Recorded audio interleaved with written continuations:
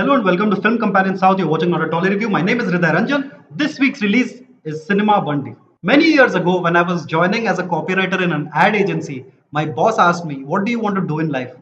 And I said, "I want to write books and make movies."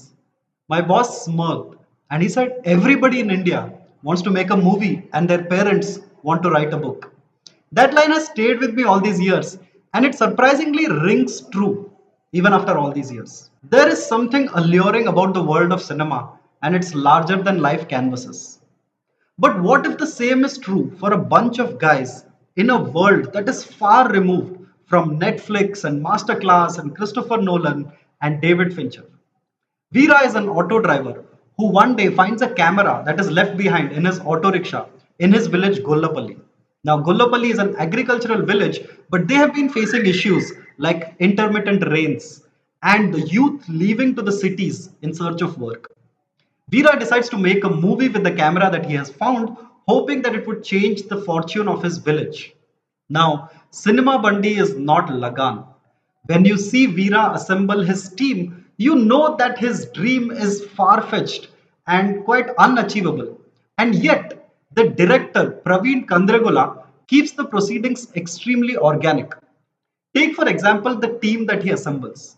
Now, who should he sign as the cinematographer but for the village wedding photographer, Ghana?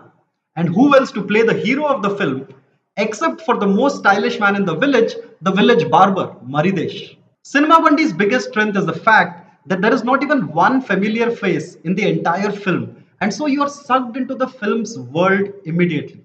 It does not seem like you're watching Maharshi, where it feels like the villagers are drawing Himalaya mineral water out of their wells. The director spends ample time with the trio as they learn through trial and error various filmmaking concepts such as continuity and even managing the egos and schedules of their actors.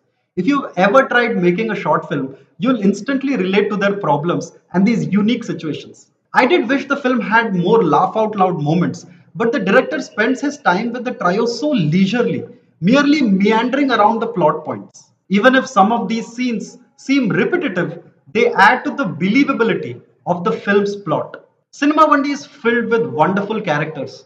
My favorite character was the hero, played superbly by Rag Mayur, who is the most eager of the lot to jump onto the project, or his girlfriend Manga, played by the feisty YG Uma, or Veera's wife Sirivennala.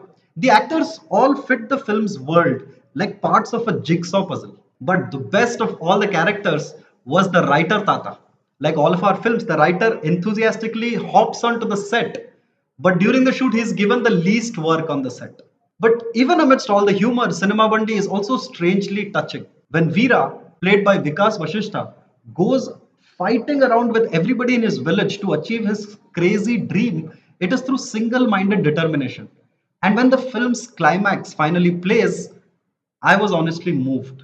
If you think about films as startup projects, they don't make any economic sense. Because think about it, you spend crores for a few years trying to make one product, and your product has a shelf life of 5 days. It does not make any sense. People who embark on making films are truly crazy. Cinema Bundy is a delightful ode to filmmakers and filmmaking.